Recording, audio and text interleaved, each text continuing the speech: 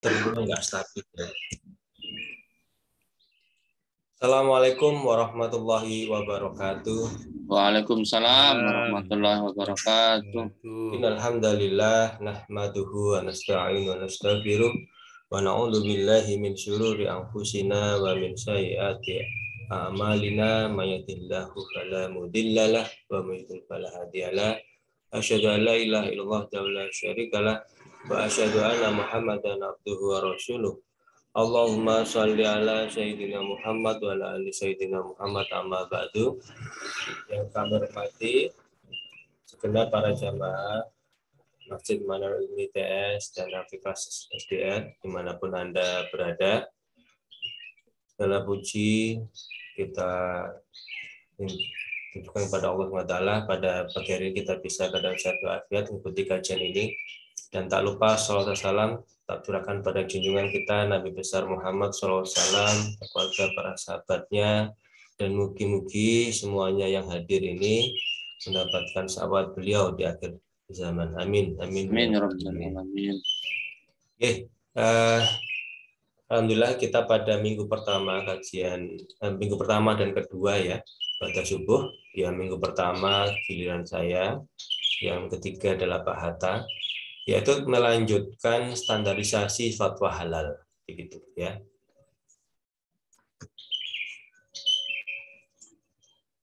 Sesuai dengan firman Allah dalam surat Al-Baqarah 168, A'udzubillahi minasyaitonirrajim, Bismillahirrahmanirrahim. Ya ayyuhan nasu kulu mimma fil ardi halalan thayyibah wa la tattabi'u khutuwatis syaiton innahu lakum aduwwum mubin. Wahai manusia, makanlah dari yang halal dan baik yang terdapat di bumi ya. Dan janganlah kamu mengikuti langkah-langkah setan. Sungguh setan itu musuh yang nyata bagimu. Di sini yang dipanggil bukan ya ayyuhalladzina amanu tapi ya ayyuhan nas. Kemudian dalam hadis riwayat At-Tabrani, thalabul halal wajibun ala kulli muslimin. Mencari yang halal adalah wajib bagi setiap muslim. Dan industri halal ini itu adalah industri yang menarik begitu ya. Tidak hanya negara yang notabene dikenal Islam, Muslim begitu, tapi negara-negara yang non Muslim pun menikmati industri halal ini.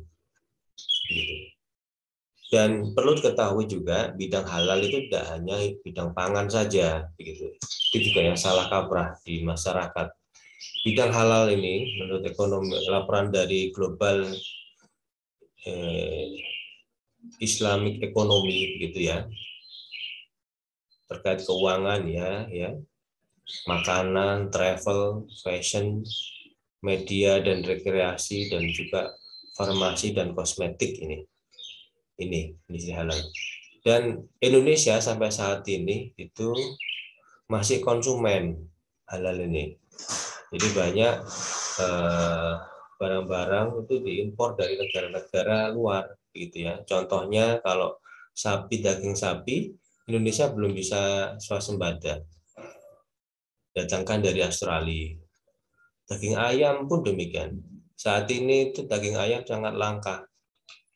Ini yang di SDR Rumah Tafid kemarin kesulitan untuk beberapa hari minggu ini nggak jualan karena kesulitan cari ayam.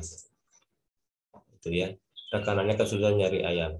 Karena ayamnya itu juga masih impor dari Brasil dan sebagainya. Ini saya ulangi lagi ya, sekedar untuk mengingatkan kembali, sertifikasi halal Indonesia menganut sistem telusur traceability bukan end product analysis ya. Dan penetapan halalnya sesuai dengan pertama syariat Islam dan yang kedua adalah fatwa MUI. Dua-duanya ini harus ada begitu. Oleh karena itu pada hari ini kita melanjutkan yang fatwa MUI ini gitu ya, fatwa MUI. Gambarannya kalau syariat Islam fikihnya kan banyak banyak perbedaan mazhab begitu. Nah, kira-kira dipakai itu di Indonesia yang mana? Nah, itu tugasnya para ulama ya untuk menentukan. Nah, ini. Dan ini memang menurut saya pribadi ini belum tersosialisasikan dengan baik. Buktinya apa?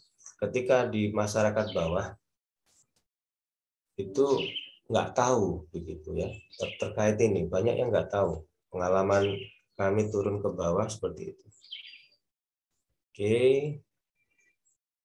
Nah, halal itu paripurna para jamaah sekalian ya. Halal itu paripurna. Jadi maksudnya untuk mendaftarkan halal perlu syarat-syaratnya adalah dia sudah aman, sudah thayyib. Begitu. Contoh misalkan keripik singkong, dia sudah thayyib menggunakan bahan-bahan yang baik untuk tubuh, nggak meracuni gitu ya, dan sebagainya. Higienisnya, ya tempatnya sanitasinya bagus begitu, nggak kemproh gitu. Kalau kantin misalkan ya, itu higienis dan sanitasinya itu bagus. Nah itu kalau semuanya itu sudah mempunyai sertifikat itu, maka bisa mengajukan sertifikat halal. Nah khusus UMKM ini ada kejadian menarik memang ya, karena memang sangat labil ya dalam keadaan pandemi seperti ini. Tahun 2020 awal itu kita ajukan sertifikat halal. Ketika diaudit sudah kokot, sudah kayak gitu ya, kejadian di masyarakat begitu yang di UMKM ini.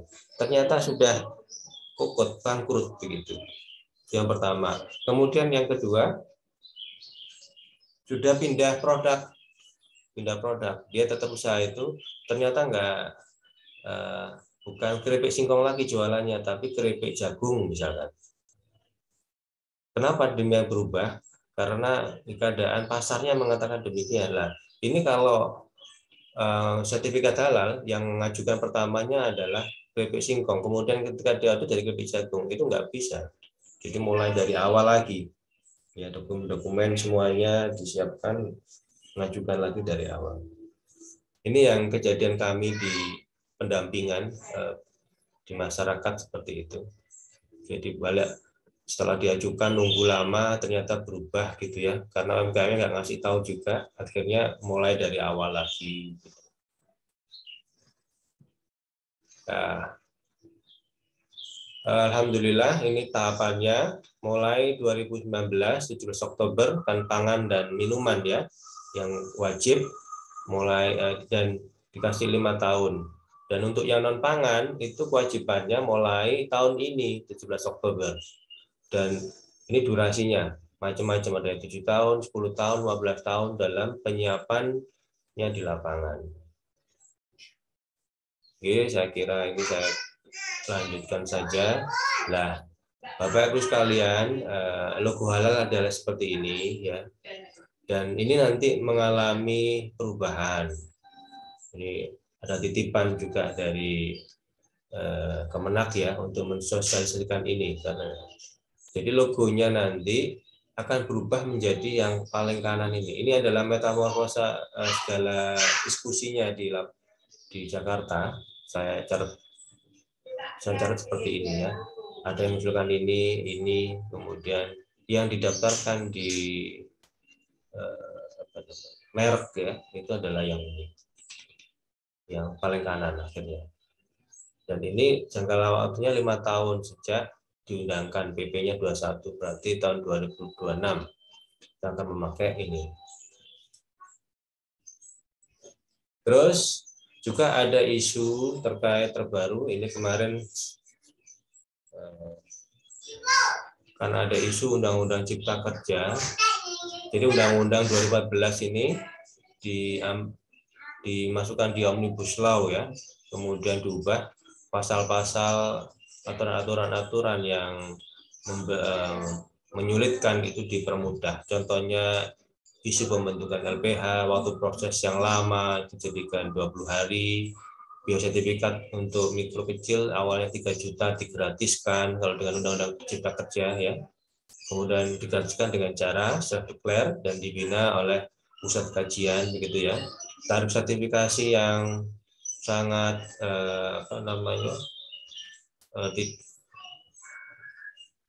berbeda-beda begitu, langsung ditetapkan dengan PMK, Peraturan Menteri Keuangan. Terus kemudian ini Undang-Undang Cipta Kerja inkonstitusional begitu kan. Cuman saya banyak terima WA nanya ini, loh berarti semuanya akhirnya nggak jadi ya inkonstitusional ya begitu ya. Jadi Bapak sekalian jangan panik.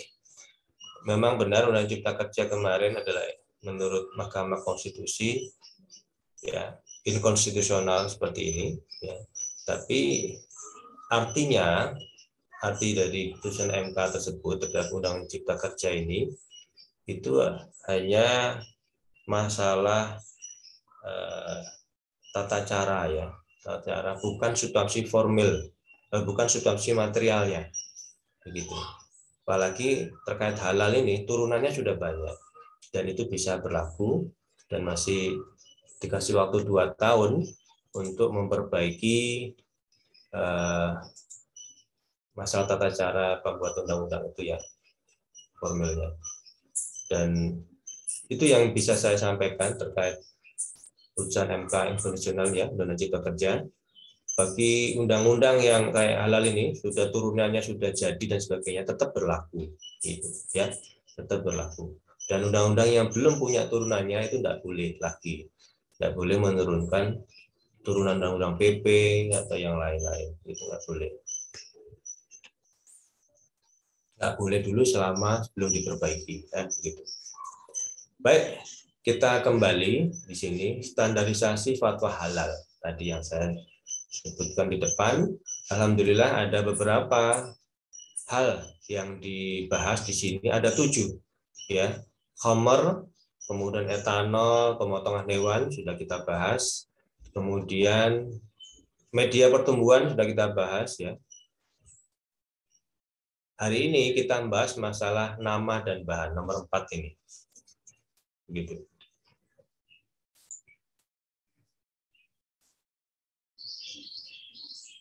Nama dan bahan. Dah, apa itu kok ada nama ya? Wah, itu muter-muter ini. Nama ya. Fatwa nama dan bahan, Fatwa MUI tahun 2003 di sini.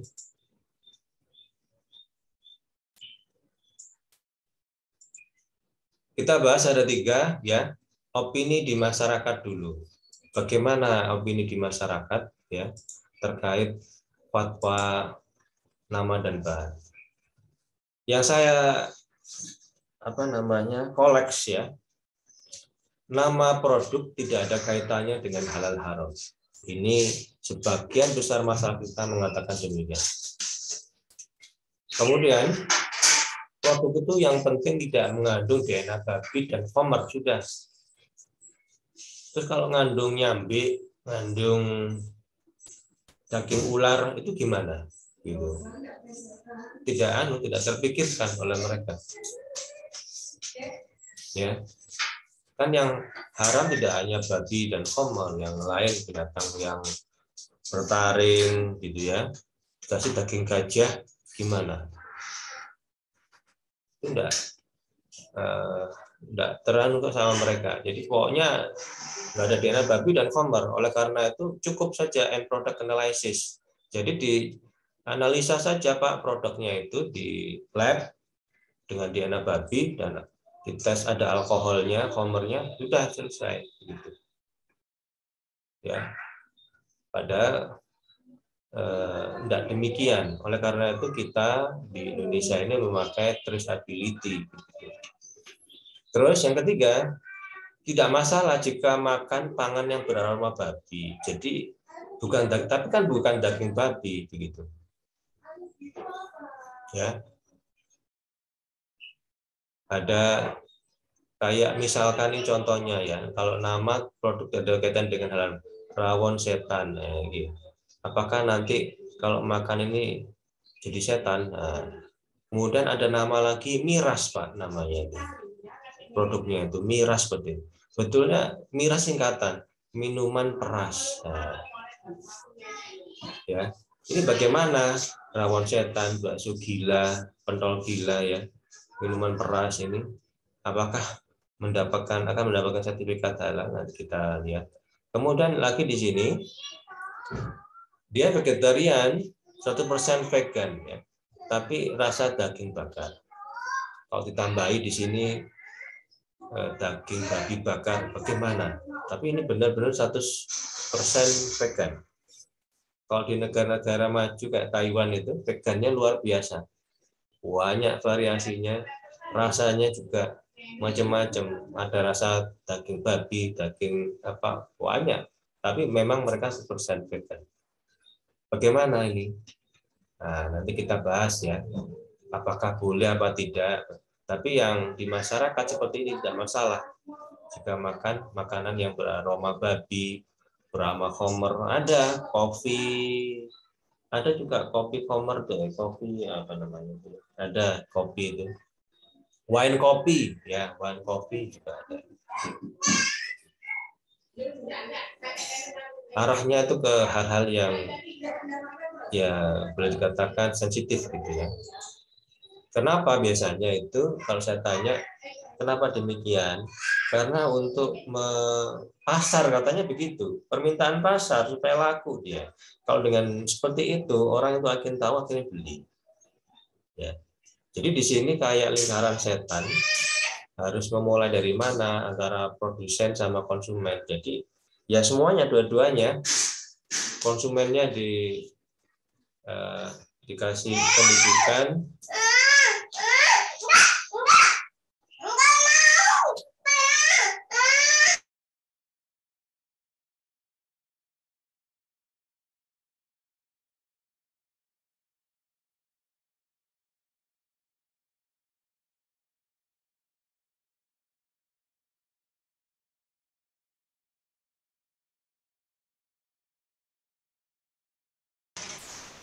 Ya, mohon maaf. Nah, kemudian kita lihat fatwa nama dan ban ya, nomor 4 tahun 2003 ini.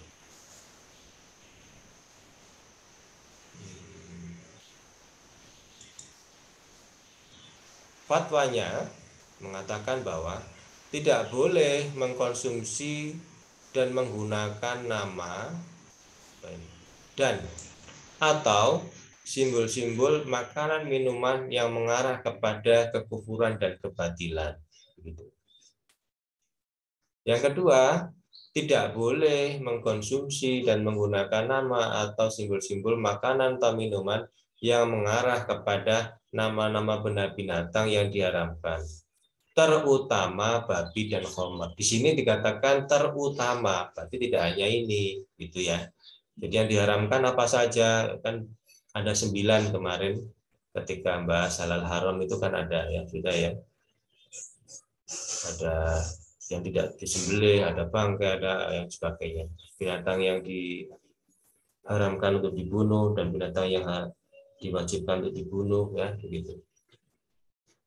Kecuali yang telah mentradisi dan dipastikan tidak mengandung unsur-unsur yang diharamkan, seperti bakso, bakmi, bakwan, bakpia, dan bakpao. Jadi bak itu dalam bahasa Cina sebetulnya babi ya. Bakso itu berarti kuah ya, kuah ada babinya, mie babi, wan babi ya, pia babi, pao babi, roti babi, bakpao itu ya. Tapi karena ini sudah menjadi tradisi di kita, bakpao itu ya macam-macam, ada yang isinya kacang hijau, isinya apa begitu kan. Namanya adalah bakpao ya.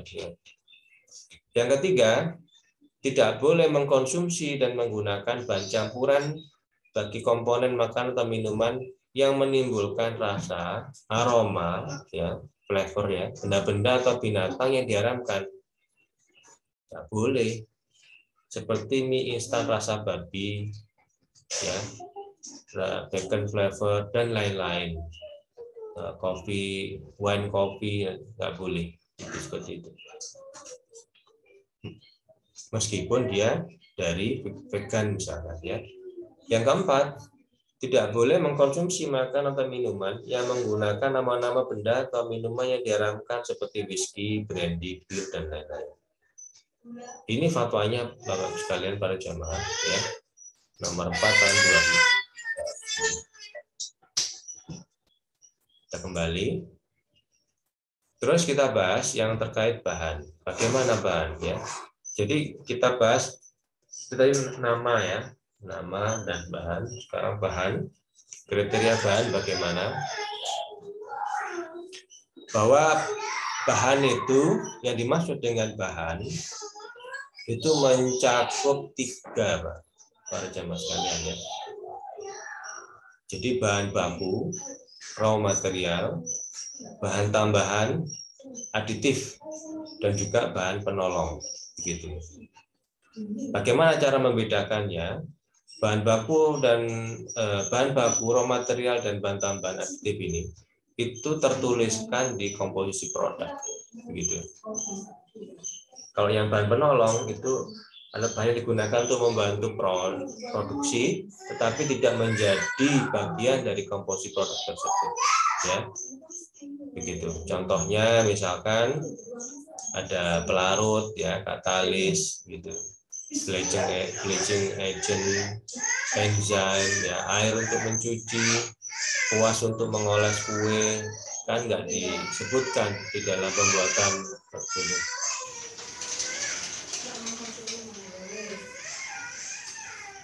Ya, bagaimana kuasnya ini?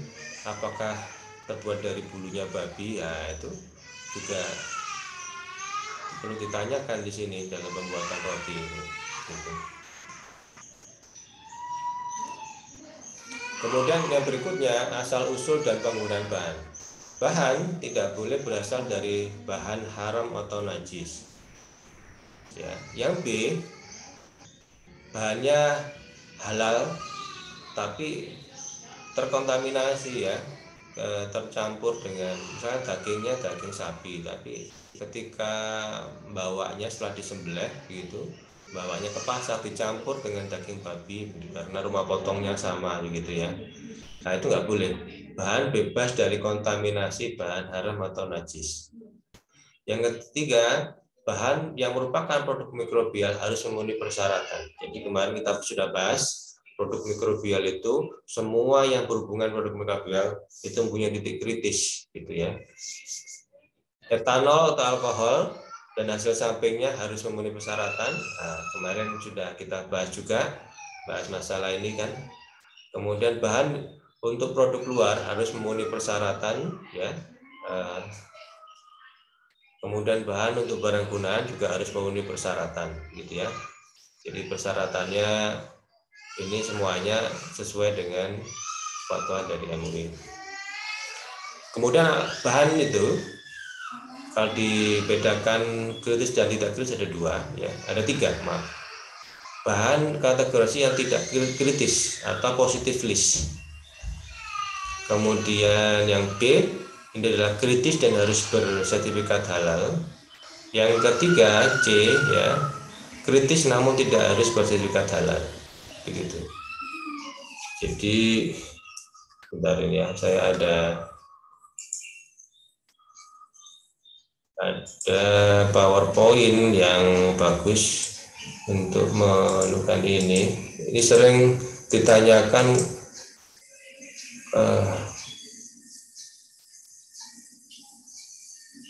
tanyakan ke saya ya terkait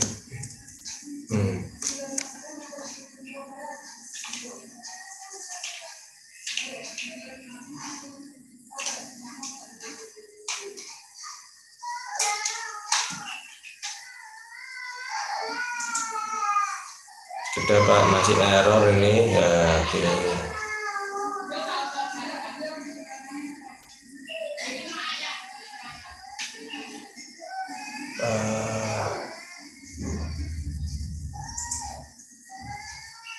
Ini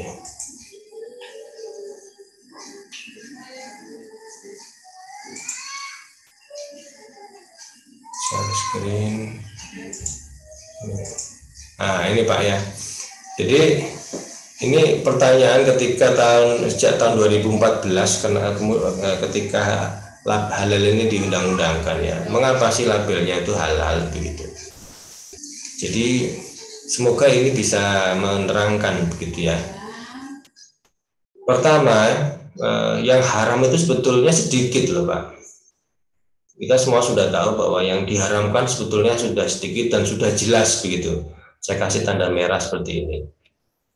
Yang lainnya itu boleh seperti ini, ya boleh. Kemudian dari yang boleh itu ada yang memang sudah positif, yang halal memang pasti halal, sudah clear.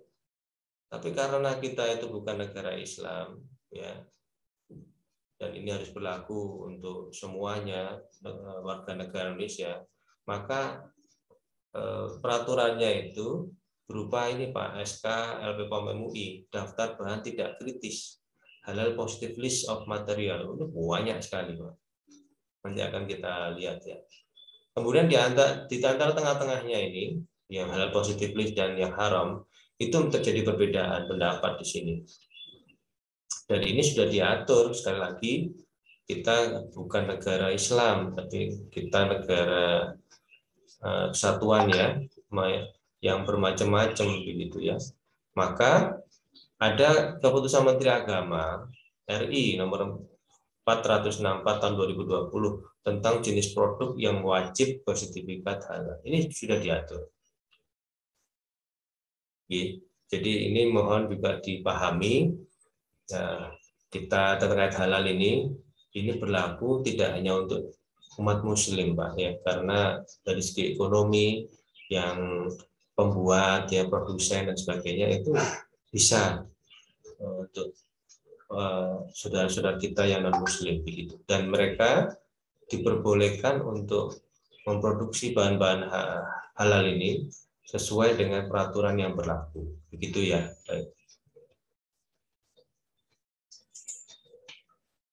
Jadi kalau ada ketakutan, oh ini membatasi warga negara gitu ya, harus semuanya harus orang muslim, enggak demikian ya, enggak demikian.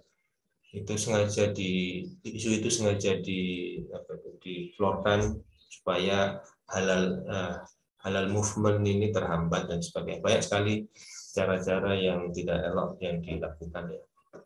Sekarang kita bahas yang mudah dulu aja, yang tidak kritis begitu ya, positive list.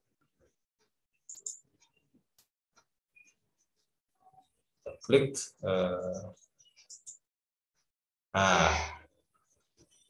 halal positive list ini ya ini ya, di SK ini ya, ada surat keputusannya ini, kira-kira bahas apa saja gitu ya. Ternyata bahan tambang Pak ya, bahan tambang, logam non logam ya, bentuk oksidanya, oksidator reduktor dari logam, batu kapur, tanah liat, clay ini ya, ini termasuk positive list. Ini banyak dipakai ini, tanah liat, activated earth bleaching earth ini ya, tanah pemucat, pemutih ini di dalam industri pemucatan minyak goreng, ini semuanya dipakai ini Pak.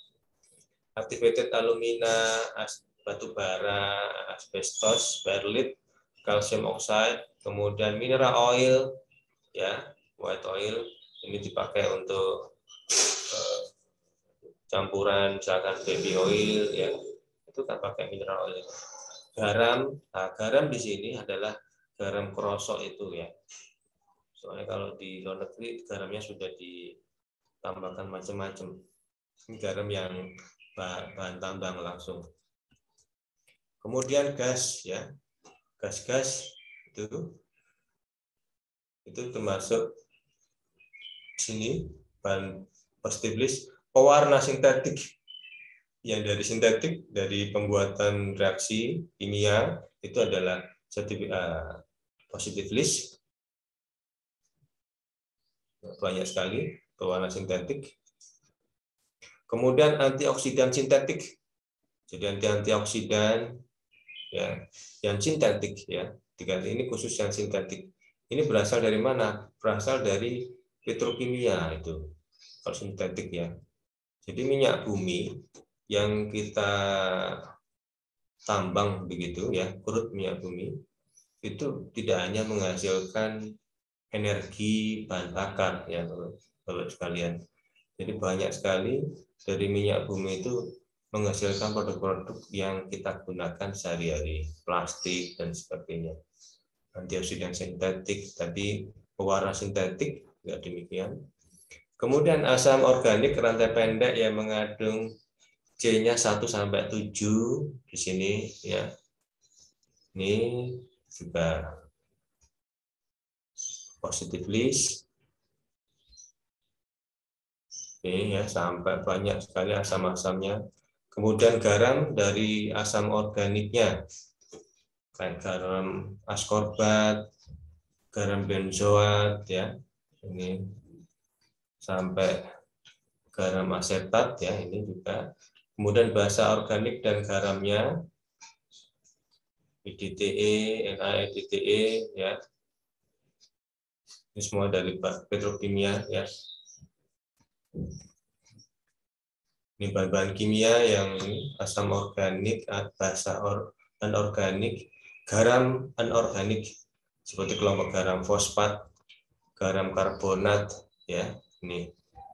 Jadi ini semuanya yang pada umumnya ya tanpa ada purifikasi lebih lanjut ya, tanpa ada tambahan apapun. Jika ada tambahan apapun maka dia termasuk ada titik kritisnya. Kemudian bahan nabati ya, bahan nabati itu kayak buah-buahan segar ya, sayuran, serealia, umbian, kacang-kacangan, simplisia, rumput laut ya. Kemudian tepung-tepungan hasil nabati olahan, tepung singkong, tepung sagu, tepung beras. Kita lihat di sini ya, tidak ada tepung terigu kan, begitu. Ini tepung-tepungan, jangan salah kemarin ada yang ketika mengikuti pelatihan bahas masa positif list, kemudian dikasih soal begitu, tepung terigu termasuk positif list. Kenapa? Salah baca ini. Jadi dikatakan nomor 14 ini bahan nabati olahan hasil samping bahan nabati olahan kan tepung-tepungan. Berarti tepung terigu masuk gitu. Ini tidak ya. Kenapa demikian? Karena tepung terigu itu ada bahan tambahan lain yang ditambahkan ya untuk memenuhi syarat SNI-nya, kualitas SNI-nya. Yang ini murni dari alam tanpa ada tambahan apapun. Tahu kedelai tradisional, tahu itu sudah nggak perlu sertifikat halal di pasar itu. Beli tahu minta orangnya jualannya sertifikat halal, enggak ya. Pati sagu, beras jagung ya, kulit kembang tahu, bungkil kedelai, bungkil kacang tanah, pasta tomat murni, oat ya, yang biasanya yang sudah sepuh-sepuh biasanya makannya kan oat, wheat gluten, kelapa parut kering, bihun, soun, misoa kering, ini nggak perlu. Kemudian yang berikutnya ini juga hati-hati ketika membahas masalah nomor 16 minyak nabati, begitu. Minyak nabati di sini minyak wijen murni, minyak zaitun murni, minyak kelapa sawit kasar ya atau mentah begitu. Karena juga sama ketika di tes kemarin semua minyak goreng itu kan minyak nabati Pak, jadi positif list. Tidak demikian. Yang dimaksud di sini tuh yang murni, maksudnya adalah yang crude Pak. Jadi sesame oil itu wijen itu di press ya, di press begitu kan keluar minyaknya, itu maksudnya seperti itu. Yang crude-nya itu murni. Karena kalau yang sudah di pasaran itu mulai proses pemurnian. Ya, mulai proses pemurnian. Ya zaitun pun demikian, minyak kelapa sawit yang disebut crude palm oil itu sama ya. Dari kelapa sawitnya dipres begitu, keluar minyaknya. Warnanya kayak orange begitu ya, orange begitu. Ini halal positif list. Kemudian diproses crude-nya tadi itu menjadi minyak goreng tadi. Ini semoga bisa memberikan pencerahan terkait minyak nabati. Minyak nabati kalau masih crude atau ya mentah itu positif list. Tapi kalau sudah proses itu mempunyai titik kritis. Ganggang kering, chlorella, ya, spirulina dan sebagainya ini yang dipakai bisa untuk masak begitu ya. Kemudian gam polimer hidrokolit murni yang berasal dari tanaman dan bentuk garamnya. Ini dipakai untuk konjak ya, gam ya. Apa namanya?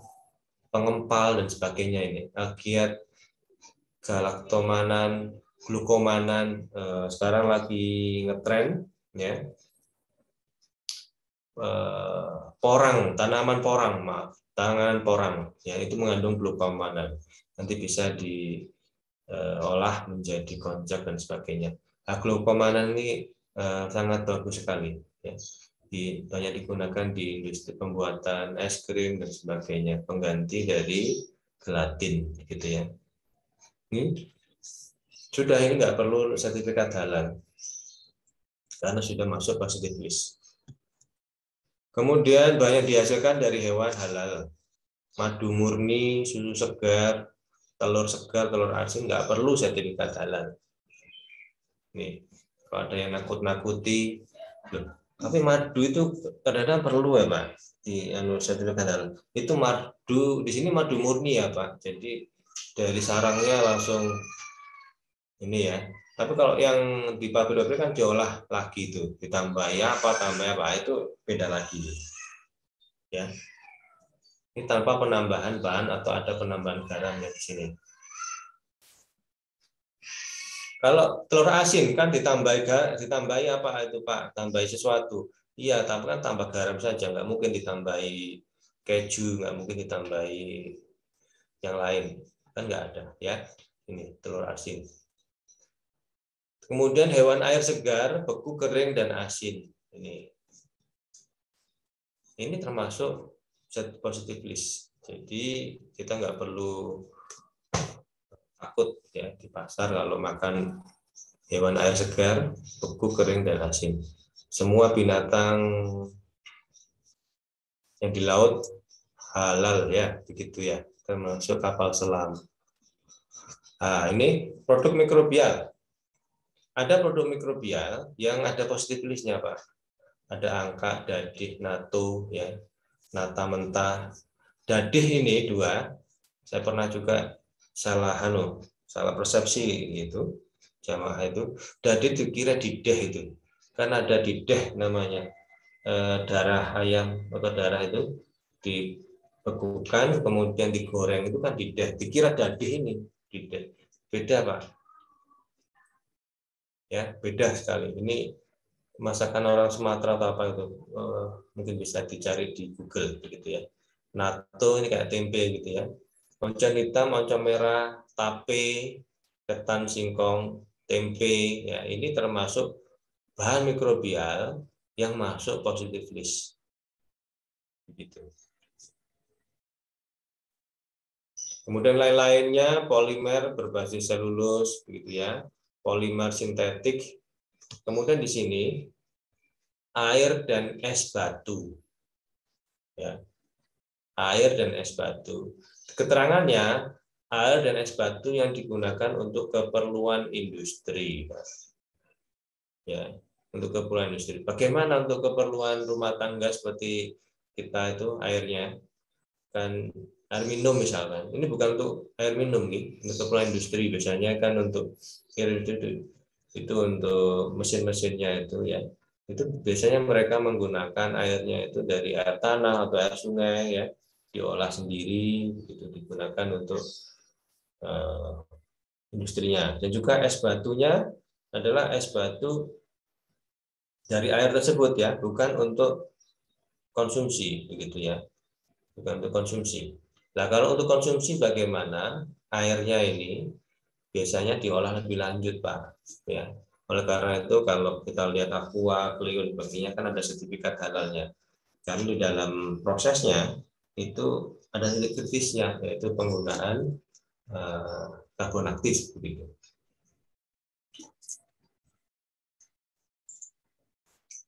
Baik, Bapak Ibu sekalian, kita cukup sampai di sini dulu. Mungkin ada pertanyaan dari para jamaah.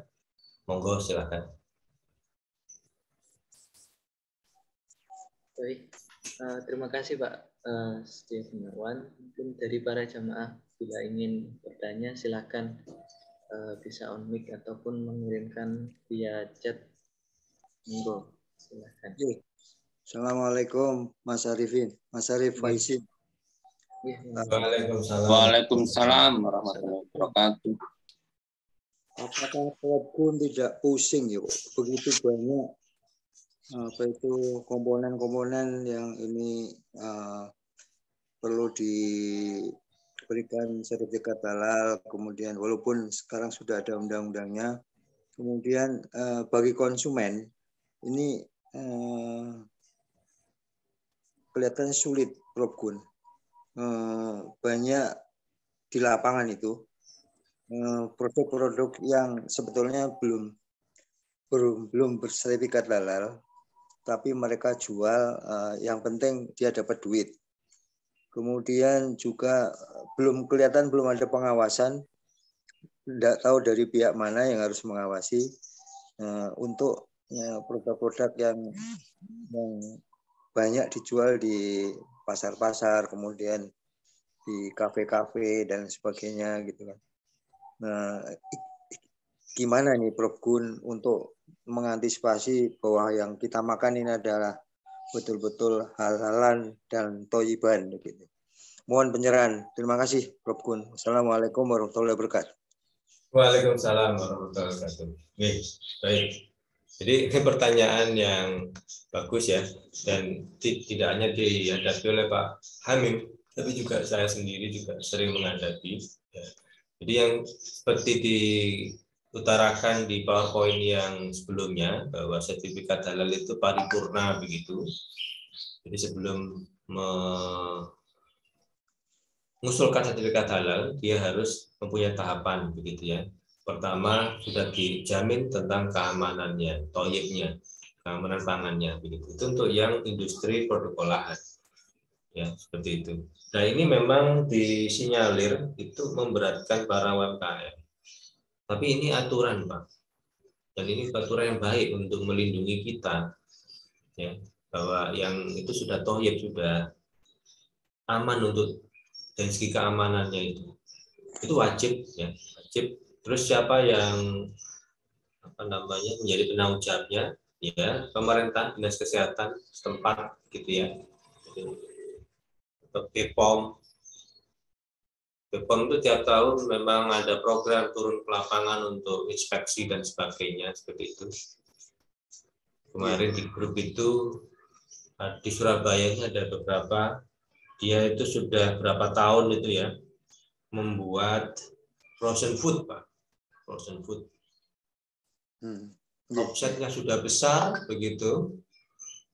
Kemudian ada laporan, didatangi BPOM, petugas. Dia nggak ngurus apapun, surat-surat nggak ada, izin usaha nggak ada gitu. Kena denda, Pak, berapa miliar gitu. Ya, jadi terus pertanyaannya lagi mungkin begini loh, kayak gitu loh, kalau sudah besar baru kena itu, berarti kalau nggak ketahuan ya nggak apa-apa. Ya memang seperti itu Mas Ian, yang di lapangan ya. Jadi kesadaran masyarakat juga kurang. Jadi ketika kita beli apapun itu seharusnya kita ngecek gitu, kira-kira ada izin edarnya apa enggak begitu. Yeah. Itu kurang, Pak, masyarakat kurang. Jadi ini kan segi masalah kebutuhan dan ada peluang di sana yang dimanfaatkan. Masyarakat kita itu masih awam terkait masalah keamanan pangan, toyibnya ini, dan sebagainya. Pokoknya yang penting ada dan harganya lebih murah, ya mesti laku gitu. Itu yang kejadian begitu. Dan ini dimanfaatkan oleh orang-orang yang tadi. Lumayan loh Pak, itu kan dia itu informasinya terima, dia sudah 4 tahun beroperasi, berapa miliar itu sudah omsetnya gitu. Omsetnya itu kan besar Pak, gitu. Baru kena OTT, makanya dihitung sama BPOM-nya itu sama pihak yang ini berapa miliar, gitu. Itu kan rame di media sosial ya. Gitu. Nah seperti itu.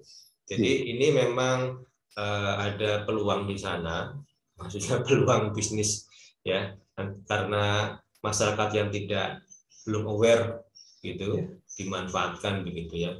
Dan ini tugas kita bersama, terutama yang terkait ya.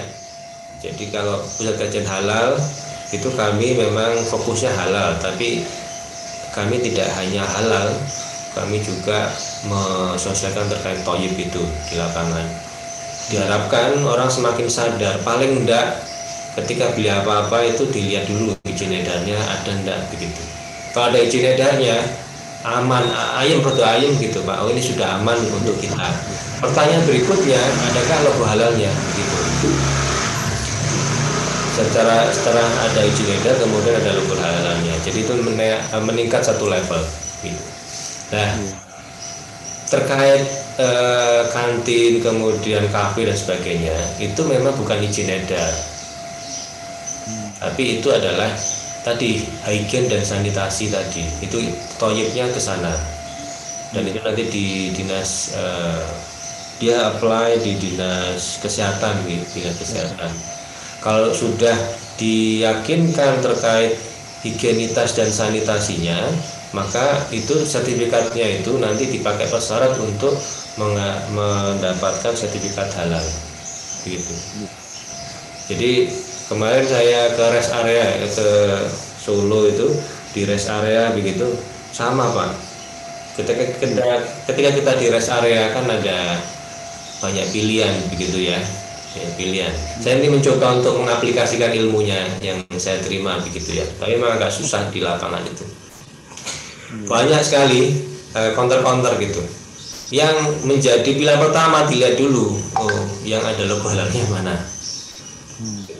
Ada logo halalnya waktu itu, tapi tutup. Mungkin karena operasionalnya di samping yang rest area saya itu tutup, tapi di sisi jalan yang lain saya lihat buka begitu. Kemudian akhirnya akan lihat lagi ke bawah, siapa ini?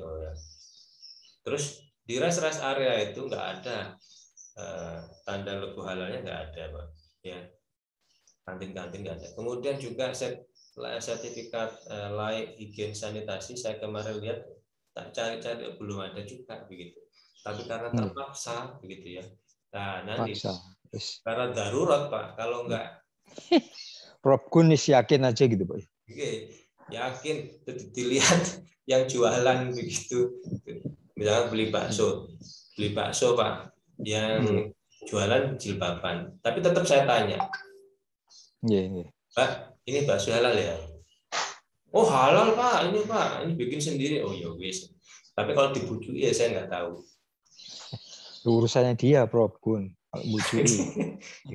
Kemarin saya habis ceramah di Manarul ini terkait sertifikat halal, kan juga ada yang nanyakan itu dari beberapa hari sebelumnya. Itu kewajiban sertifikat halal itu menyusahkan masyarakat begitu. Kan nggak boleh, dalam aturannya itu kan nggak boleh menyulitkan, harusnya kan memudahkan. Ini menyusahkan. Saya bilang kok bisa menyusahkan, padahal kan ini ingin meyakinkan ya begitu. Ya menyusahkan kayak tadi Pak, kayak tadi saya di lapangan kan. Mencari yang halal itu susah begitu. Nah, itu menyusahkan sekali ya. Iya benar, saya menyusahkan. Tapi kita dikasih tadi clue way out-nya. Kalau terpaksa ya gimana lagi gitu. Tapi memang benar Pak, itu kejadian yang di masyarakat, dan saya tadi sudah memberikan informasi di PowerPoint bahwa pangan ini wajibnya tahun 2019, sejak 2019. Dan dikasih waktu 5 tahun sampai 2024. Saat ini kita di 2021 ya. Berarti ada berapa tahun Masih lagi? proses. Ya, masih proses. Gitu. Paling enggak kita semua ini sudah aware masalah itu dulu. Masih ada proses ya 3 tahunan ke depan ini. Oke, demikian. Terus kira-kira ada call center yang bentuknya seperti pengaduan gitu, misalkan ada restoran atau toko-toko yang menjual barang-barang yang diharamkan gitu. Kira-kira ada problem gitu? Ya, jadi call centernya kalau misalkan mengecek ya itu sertifikat halal apa enggak, ada sertifikat halalnya, ada Pak. MUI sudah, LPPOM MUI sudah mempunyai, bisa melaporkan ke sana, bisa tanya ya. Bisa tanya. Misalkan kita kemana begitu, restoran A ini sudah dapat sertifikat halal apa enggak? Kalaupun dia sudah dapat Pak, tentunya dia akan mencantumkan logo halal MUI tadi. Ya, besar-besaran, dan itu salah satu daya tarik masyarakat sendiri. Kalau ada logo halalnya, insya Allah banyak yang ke sana. Matur suwun Prof Gun. Matur suwun. Baik, terima kasih atas pertanyaannya. Mungkin dari jamaah yang lain bila ingin bertanya silakan. Saya Pak ingin tanya Pak. Silakan. Iya Pak. Tadi Prof Gun mengatakan bahwa yang haram itu adalah hewan air segar. Namun ketika kita banyak melantun atau pergi ke daerah Jawa Barat, di sana itu ada pembudayaan ikan yang sudah mendarah daging, yang sudah membudaya, yaitu tumpang sari.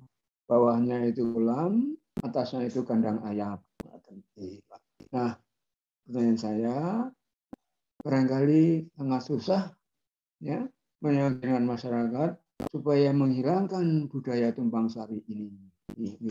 Yang kedua adalah karena tadi Prof mengatakan bahwa ya bahan bakunya harus halal, raw materialnya halal, kemudian bahan tambahnya juga halal.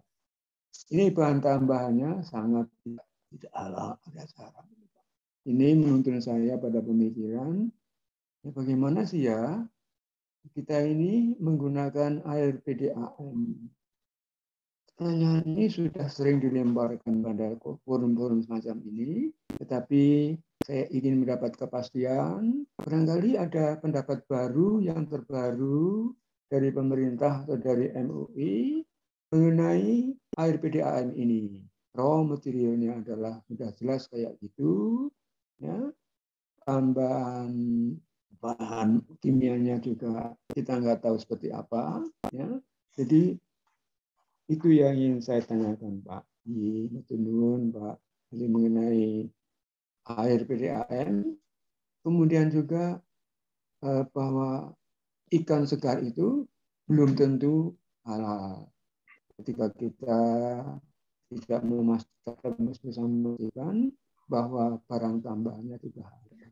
Ini sering ditanyakan pada diskusi ini, tapi saya ingin barangkali ada pendapat baru dari MUI bahkan dari pemerintah mengenai hal ini, kita harus seperti apa menyikapinya. Matur nuwun Pak.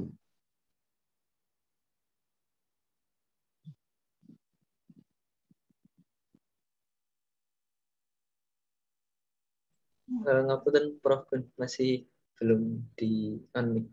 Oh, okay. Baik, matur suwun.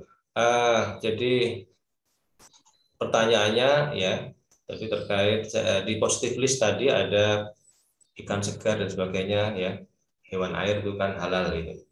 Kemudian ada pertanyaan dari Pak Jatmiko, terus bagaimana kalau tumpang sari atasnya kok ayam, bawahnya istilahnya ikannya itu makan kotoran gitu ya, bagaimana? Nah, itu termasuk di ini Pak, yang nomor 6, haram dari zizatnya tentang jalalah begitu ya. Iya Pak, mentunun Pak. Jalalah adalah hewan pemakan kotoran atau yang diberi makan dengan kotoran, sehingga baunya berubah dan kesannya menjijikkan, begitu Pak. Nah, saya sendiri kurang tahu ya di masyarakat ini, Pak, saya tanya, ketika ikannya itu dikasih makan kotoran ayam tadi, apakah memang Pak ya, nggak ada pemiliknya, nggak ngasih makanan apapun ke ikannya Pak ya? Ya tetap dikasih Pak. Tetapi sebagai makanan utama juga dari kandang ayam itu. Oh, utamanya dari kandang ayam, baik. Baik. Memang ini menjadi Pak. Tadi syarat penetapan halal kan ada dua ya. Pertama adalah ini laki-laki. Sebentar, saya tutup videonya sebentar.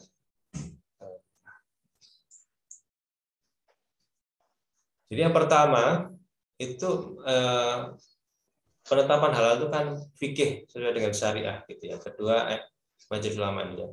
Cara fikih itu tidak ada perbedaan pendapat Pak. Imam Maliki mengatakan boleh. Imam Hanafi, Imam Syafi'i mengatakan makruh. Ya, Imam Hambali mengatakan haram. Karena perbedaan ini kemudian ada orang yang mengatakan wah itu semua para imam itu nggak benar itu. Ayo kita kembali ke Quran dan hadis begitu. Seolah-olah para imam ini juga tidak berdasarkan Quran dan hadis. Itu juga menyimpulkan yang salah begitu. Itu yang perlu dibenarkan, diluruskan. Jadi para imam ini juga kalau dari segi keimanan dan segi ilmunya wah jauh gitu ya. Dari segi sanad keilmuannya tidak bisa dilakukan lagi dan semuanya berdasarkan Quran dan hadis. Larangan mengkonsumsi jalalah akan berubah jika ilatnya, sebabnya itu berubah. Jadi misalkan tadi Pak ya, ini dikarantina dulu sebelum dimakan itu boleh. Sebelum diempang tadi, ternyata dari ceritanya Pak Jatmiko ini makanan mayoritasnya itu dari kotoran ternak tadi, ayam tadi, unggas tadi. Maka ini boleh boleh dikonsumsi jika dikarantina dulu sehingga bau dan kesan menjijikkannya telah hilang. Hukumnya menjadi mubah atau boleh. Saya sering kok Pak melihat kenyataan ini Prof. Gun. Saya punya tetangga dulu juga begitu. Ayam itu sebelum dibunuh dipelihara selama beberapa hari, baru ayam itu dipotong untuk dikonsumsi. Barangkali itu suatu alasan yang sangat masuk akal itu Pak. Solusinya demikian. Jadi budaya masyarakat tetap berjalan, tapi kemudian reaksi konsumen adalah tetap sehat dengan cara mengkarantina ikan-ikan tersebut. Ya, tapi ya gitulah. Ya, agak rumit barangkali. Salah satu itu memang ikhtiar ya. Yang bagus. Terus ditanya lagi Pak, apakah ada dasarnya ini begitu karantina itu, gitu ya? Nah dasarnya ada. Nah ini hadis Rasulullah riwayat Abu Dawud. Dari Ibnu Umar berkata Rasulullah SAW telah melarang jalalah, hewan yang makan utamanya dari benda najis, dari kalangan unta. Ini ternyata dulu kan unta ya, tidak boleh menungganginya maupun meminum susunya. Dari Abu Dawud. Kemudian dari hadis riwayat Al-Baihaqi mengatakan tidak boleh hewan jala itu dimakan hingga ia diberi pangan rumput selama 40 hari. Ini istilah karantina sekarang ini. Sampai berubah itunya ya. Di karantina 40 hari ini contohnya. Baik. Itu semoga bisa terkait masalah air. Bagaimana ini Pak airnya ini? Ya, air PDAM kita begitu ya. Jadi air PDAM di Indonesia ini yang mempunyai sertifikat halal itu baru 2 tempat Pak air PDAM ya. Yang mana sama mana lupa, ini Pak Wisnu Direktur PDAM Surabaya mungkin lebih paham masalah itu ya. Ya semoga PDAM Surabaya mau apply sertifikat halal begitu. Tapi sebelumnya saya sudah pernah ke PDAM, Pak. Waktu itu saya ngomong sama direktur sebelumnya, Pak Mujiaman itu, saya mengatakan ya, jadi PDAM itu ada titik kritisnya, makanya perlu sertifikat halal. Jadi prosesnya adalah penggunaan karbon aktif penghilangan warna begitu ya. Ini apakah PDAM Surabaya menggunakan ini? Jawabannya adalah tidak ya. Jawabannya tidak. Kalau tidak, dari segi proses memang tidak tidak punya titik kritis ya. Tapi ada info kemungkinan beberapa tempat itu tergantung sama bahan bakunya. Kalau bahan bakunya pas lagi parah-parahnya begitu banyak kotorannya ya, warnanya itu ya, usahakannya jalan terakhir ya pakai karbon aktif supaya bisa hilang lah.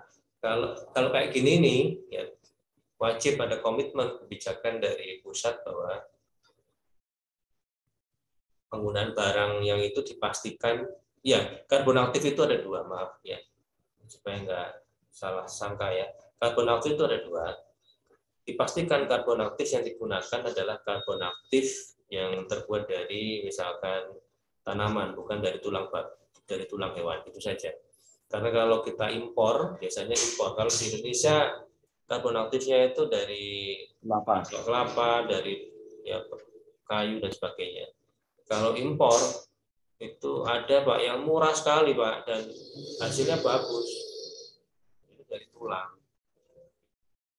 Dan selama ini yang di Indonesia kebanyakan memang dari itu, Pak. Paling enggak saya yang sudah menyaksikan sendiri berkunjung ke PDAM Surabaya itu tidak menggunakan karbon aktif. Makasih. Satu lagi Prof. Gun. Ya, satu lagi mumpung ini berangkaian. Bagaimana ada yang berpendapat bahwa menanam pohon buah sebagai contoh atau pohon apapun juga dilarang memberikan pupuk kotoran. Ya, itu adalah barang haram. Padahal menurut logika saya, ya, yang diserap pohon-pohonan itu bukan kotorannya, tetapi mineralnya, garam-garamnya. Jadi itu halal saja menurut saya, Pak. Tetapi ada yang mengatakan bersikukuh, tidak boleh itu barang haram. Itu tambahannya haram. Dengan demikian, buah yang dimakan pun juga haram juga. Ini mohon pencerahan dari Prof. Gun, matur nuwun, Prof. Iya, Pak. Saya pernah dengar itu juga. Ya, sempat saya tertawa juga. Oh, begitu ya. Jadi menganggap itu termasuk jalalah begitu, Pak. Jadi kalau saya nanam pohon mangga, saya kasih pupuk apa itu? Yang mahal itu pupuk kandangnya kambing itu mahal itu, Pak ya, pupuk kandang kambing itu mahal. Itu kan najis itu. Wah, pupuk kandang itu. Berarti nanti pohon apa itu buah mangganya jadi najis dong begitu ya. Nah, ini Pak, berlebihan. Ini berlebihan. Jadi ada suatu, saya PowerPoint-nya ada ya. Saya menjelaskan masalah itu terkait masalah kemarin masalah khomer ya, tapi bisa dijelaskan untuk najis. Jadi yang tidak diperbolehkan itu, Pak, tidak wujudnya itu, misalnya kotoran najis tadi ya, kotoran ayam itu kan ke bawah begitu ya, langsung dimakan ikannya. Tuh, nggak ada perubahan kimiawi sama apapun. Itu nggak boleh. Kalau saya anukan lagi khomer begitu ya. Khomer itu etanolnya najis ya, kan ada dua ya, etanol non khomer sama khomer begitu ya. Karena dia hanya memisahkan secara distilasi. Tapi kalau ini direaksikan lebih lanjut menjadi flavor dan sebagainya, ada reaksi begitu ya, kimiawi sintetik itu berubah, Pak, total, Pak. Dari segi strukturnya, dari segi sifatnya berubah. Itu boleh. Pun sama dengan kotoran ini hewan. kotoran hewan pertama adalah najis. Kalau kotoran hewan ini Pak keluar dari binatang kemudian langsung ditaruh di bawahnya pohon, pohonnya mati Pak. Pohonnya mati. Ya, oleh karena itu ada proses Pak. Jadi pembuatan pupuk kompos, pupuk kandang ya, difermentasi dulu itu kotorannya itu. Nah, dari fermentasi ini ada perubahan kimiawi Pak yang di dalamnya. Ya, ada perubahan kimiawi begitu sehingga dia aman untuk bagi tanaman juga ya dan bukan najis. Jadi intinya di sana ada suatu proses Pak terkait proses pembuatan pupuk kandang ini. Ada proses fermentasi namanya ya begitu. Kalau tanpa ada proses ini maka dia najis dan kasihan tanamannya mati Pak. Terus intinya boleh Pak, bukan jalalah ya. Boleh memakai pupuk kandang boleh. Terus Nuwun Pak Gun, nuwun. Baik, terima kasih. Bagi jamaah yang lain mungkin barangkali ada yang ingin bertanya, silakan. Mungkin sedikit lagi, satu pertanyaan lagi. Mau tanya Prof Gun. Ya. Assalamualaikum warahmatullahi wabarakatuh. Terkait tadi itu loh Pak Prof Gun, yang fatwa MUI nomor 4 tahun 2003 nama dan bahan kan tidak boleh mengkonsumsi dan menggunakan nama dan atau simbol-simbol makanan minuman yang mengarah kepada kekufuran dan kebatilan kayak gitu. Yeah, nah itu kan kita seperti rawan setan, kemudian pentol gila dan lain-lainnya, terus tadi miras, kemudian juga ketika kami di Taiwan kan juga ada yang vegetarian tapi rasa babi. Itu kira-kira upayanya dari Prof Gun ya, Ustadz kajian halal itu gimana ya, persuasi istilahnya mengajak mereka supaya mengubah namanya itu gimana ya Prof Gun? Oke, Pak Matur Suwun. Oke, sama-sama. Jadi bagaimana upaya pusat kajian halal begitu ya untuk menghadapi ini? Kalau yang sudah besar-besar itu nggak bisa, Pak. Contoh kemarin kita ada binaan dari pondok pesantren begitu ya, Pak. Usahanya pelakunya itu begitu. Terus ngasih nama setan-setanan begitu. Ya. Kemudian minta dibina untuk dapat sertifikat halal. Sudah kita bina, kita ajari begitu. Terus kami minta namanya itu diubah, Pak, yang baik-baik, yang hasanah begitu ya. Nggak mau, Pak. Loh, kok bisa nggak mau? Loh, dulu namanya baik begitu begitu, nggak laku. Setelah dikasih nama itu booming jadi pelaku. Terus orangnya milih nggak mau merubah nama ya, akhirnya nggak dapat sertifikat halal. Sudah dilakukan tapi tetap aja Pak ya mereka. Jadi itu bisa dibayangkan misalkan kayak rawon setan tadi ya, kan udah terkenal. Ya, rawon setan. Nah itu jadi apa istilahnya itu ya, taruhannya itu nanti nggak punya pelanggan. Jadi ini ya itu tadi ini kenyataan kejadian yang di lapangan yang kita harus tahu semuanya keadaan di lapangan terkait konsumen itu seperti itu Pak begitu. Setelah tahu fakta seperti ini, makanya kami itu Pak mengubah strategi. Dulu yang kami datangi itu pelaku usaha Pak. Kita kasih pengarahan ya gitu. Tapi sekarang enggak semua, makanya ada seperti ini nih, Zoom pengajian ini kan didengarkan oleh banyak orang, tidak hanya pelaku usaha. Diharapkan konsumen itu sadar juga bahwa halal ini sudah wajib. Halal ini kayak gini loh. Standarnya seperti ini. Ya, kemarin kejadiannya baru Pak. Tahun 2021 ini kita akan dampingi sekitar 200-an UMKM ya. Ada 23 kelompok. Sudah mengajukan sertifikat halal. Sudah ngisi, semuanya sudah mengisi, sudah memenuhi persyaratan, sudah niat ya. Kalau penilaian saya itu sudah niat karena formulir sudah diisi, semua dokumen sudah dilengkapi begitu. Ketika jadwal audit, LP POM MUI mengaudit, inilah barusan terjadi Pak begitu. Ini kan ya usahanya warung begitu. Lah kok nggak mau diaudit Pak? Jadi audit ketika janjian itu nggak dituntun, alamatnya di mana gitu nggak dituntun, di kontak itu nggak diangkat gitu. Akhirnya wong audit itu sudah ada surat tugas ya. Jadi cari-cari sampai ketemu. Ketika ketemu nggak mau nemui Pak. Nah, itu dilaporkan ke saya, Pak Kun, ini laporan kayak gini. Setelah nggak mau nemui, ya dipaksa karena dia kan nggak boleh Pak. Oh sudah punya surat tugas, terus nanti laporan gimana gitu. Orang-orang yang sangat mempunyai pengabdian luar biasa ya, dia harus balik, harus ada yang dilaporkan begitu. Tim auditor itu nggak bisa dihubungi kemudian langsung balik pulang, nggak boleh begitu. Bagaimana caranya dia mendapatkan itu karena sudah masuk dokumen semuanya sudah masuk. Lah akhirnya Pak dipaksa katanya sakit ya, kemudian ternyata mau nemui ya nggak sakit juga itu ternyata. Itu ditanyain bahan-bahannya ini, kemudian ngomong saya nggak mau sertifikat halal, ribet kan ditanyai Pak bahannya ini beli di mana dan ini gimana kayak gitu.